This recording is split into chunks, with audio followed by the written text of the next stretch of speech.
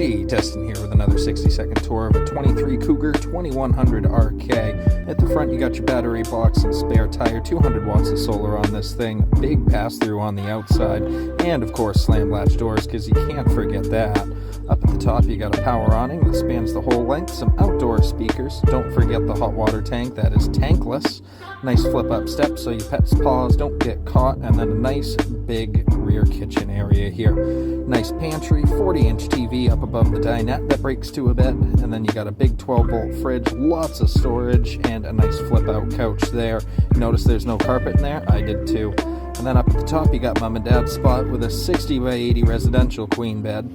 Up at the side, you got some nice little storage spot for clothes, and of course, the commode, can't forget that. Porcelain toilet, full-size shower with the skylight, and a nice little medicine cabinet.